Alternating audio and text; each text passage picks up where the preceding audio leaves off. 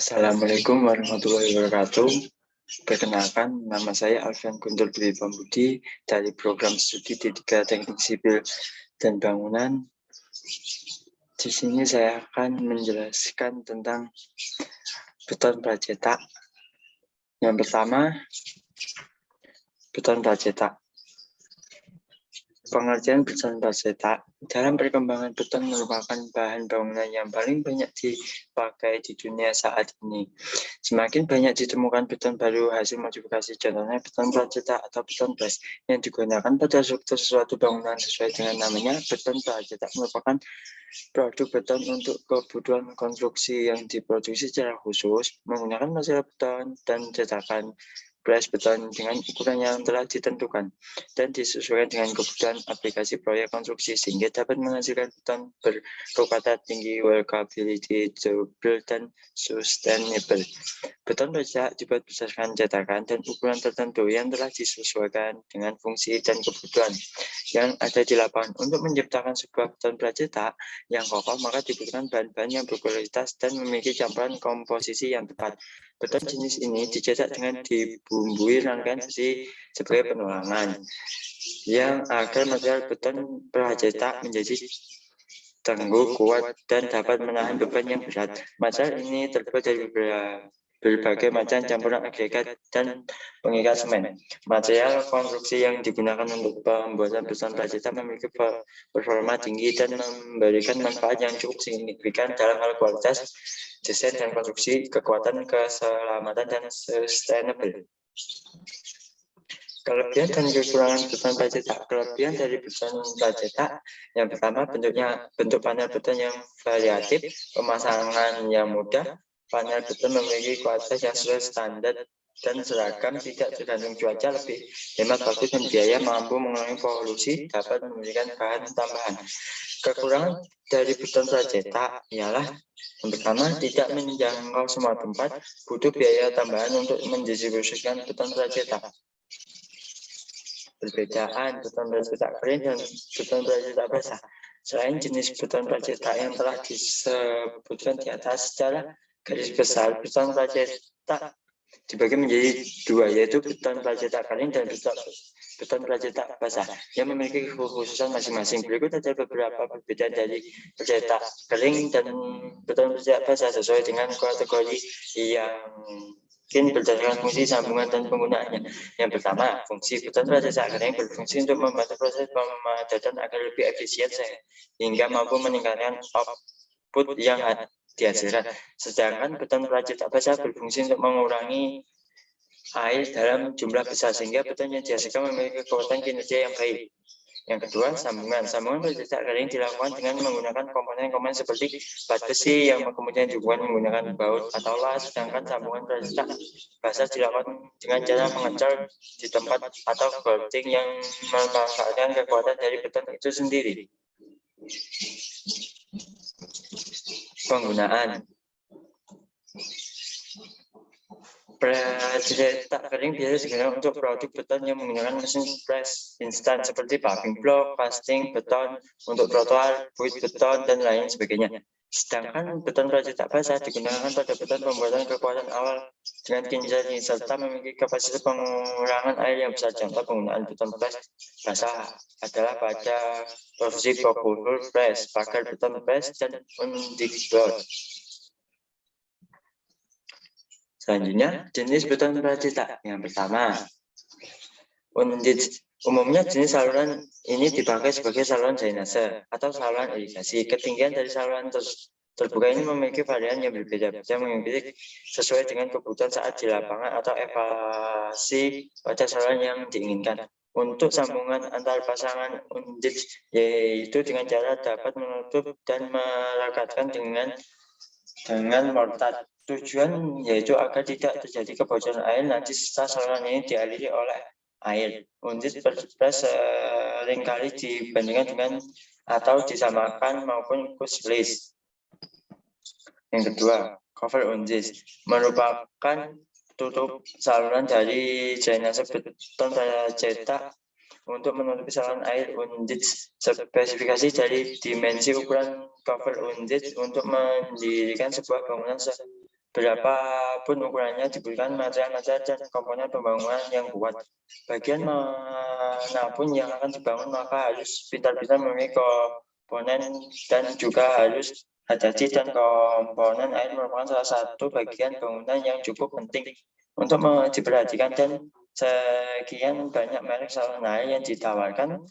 Salah satunya undit saluran dengan nama undit merupakan sebuah beton bertulang yang berasal dari berbagai bahan yang bisa digunakan mencetak beton. Selanjutnya, Bokulver. Bokulver merupakan saluran drainase air yang dari beton bertulang berpenampang huruf kotak. Secara sederhana, ini merupakan gorong-gorong yang sudah dicetak di pabrik. Jadi, gorong-gorong ini tinggal dipasang di tempat yang sudah ditentukan sebelumnya. Ukuran pabrik bervariasi. Umumnya bokulver ini sangat besar. Di negara-negara maju penggunaan bokulver ini sudah menjadi hal yang sangat lumrah dengan ukuran yang sangat besar. Ini digunakan untuk tujuan jangka panjang. Mereka memastikan sistem drainase baik dengan ukuran waktu yang lama. Selain ukuran yang bervariasi, bahan yang digunakan untuk membuat bokulver juga berbeda-beda. Bentuk pun bermacam-macam. Yang pasti berapapun ukuran apapun materialnya digunakan tetap bentuk spesifikasi itu. Bokulver membuat pengerjaan pembuat gorong-gorong atau saluran air menjadi lebih efektif atau lebih cepat. Casting. Casting adalah produk beton pracetak yang banyak sekali dapat Anda jumpai pada badan jalan. Kegunaan untuk dari pengaplikasian casting yaitu sebagai penguat tepi jalan yang telah terpasang clearing block atau block, casting beton pembatas jalan, trotoar, taman, tepi badan jalan, dan lainnya. Selanjutnya, pagar panel. Pagar panel merupakan pagar beton pracetak bertulang yang biasanya digunakan untuk pembatas area residensial, industri, aset-aset properti, dan lainnya. Pagar panel beton lebih mudah dan cepat dalam pemasangan konstruksi. Pagar beton press yang kami tawarkan terdiri dari panel beton dan tiang beton. Pipa beton bertulang. Pipa beton bertulang merupakan salah satu material beton yang tersedia dalam bentuk siap pakai yang digunakan untuk kebutuhan saluran air. Pipa beton ini termasuk material yang modern. Untuk proses pembuatan saluran ini penggunaannya mulai dari tingkat pembangunan rumah sampai sumur dan juga jalan, tergantung dari kebutuhan pipa beton itu sendiri. Selain itu, pipa beton material beton ini juga bisa disebut sebagai nama bom atau pipa Voltec. Selanjutnya, Voltec set bill.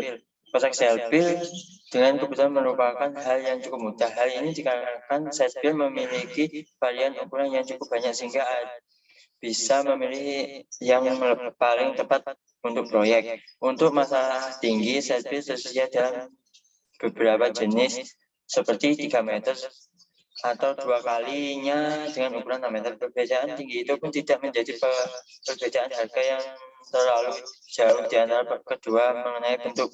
Set bill dirancang dengan balok yang nantinya akan saling dikaitkan ketika pemasangan. Biasanya ukuran lebar yang tersedia di web Mango memiliki kisaran antara 500 sampai 800 mm, sedangkan tebalnya adalah 150 sampai 120 mm.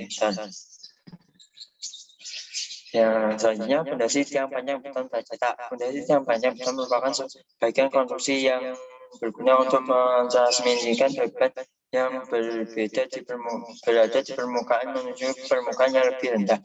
Dalam masa tanah, pondasi tiang panjang menjadi alternatif terbaik apabila lapisan tanah pada bangunan terletak sangat dalam dan lembek, karena ini akan dijadikan sebagai tahanan samping dan dukungan agar bangunan di atas dapat berdiri kokoh. Tiang panjang ini umumnya berbentuk segitiga, persegi, ataupun silinder. Selanjutnya, pipa drainase press. Pipa drainase press memiliki beberapa manfaat darinya, yaitu mengurangi kelebihan air, mencegah banjir, mengontrol kuantitas air, menurunkan permukaan air tanah, serta mencegah kerusakan. Sayangnya, kebanyakan orang mengetahui pipa drainase hanya untuk mengalir air yang ada di permukaan tanah menuju ke bawah lalu dialirkan ke sungai sehingga tidak terjadi banjir. Karena pentingnya drainase ini, maka sekarang ini banyak sekali model drainase atau yang disebut dengan gorong-gorong. Sistem pun berbeda sesuai dengan kondisi dan kebutuhan dari drainase di perkotaan, tentu berbeda dengan drainase di pedesaan. Begitu juga dengan drainase yang ada di perumahan, di daerah perbukitan dan lainnya. Selanjutnya, roadbell. Roadbell merupakan alat sementara yang digunakan sebagai pembatas atau pengaman di jalan. Roadbell sangat membantu tugas kepolisian dalam menjaga keamanan lalu lintas, apalagi di jalan yang rawan kecelakaan dan macet. Karena sifat yang sementara ini, roadbell telah didesain sedemikian rupa sehingga ia tidak mudah bergerak ataupun bergeser saat terkena terpasan angin dan juga tabrakan kendaraan. Pada situasi ini, kami menyediakan roadbell dengan bahan asli beton yang terjamin mutu kualitasnya. Selanjutnya, sekian presentasi dari saya. Kalau ada salah kata, mohon maaf. Selebihnya, wassalamualaikum warahmatullahi wabarakatuh.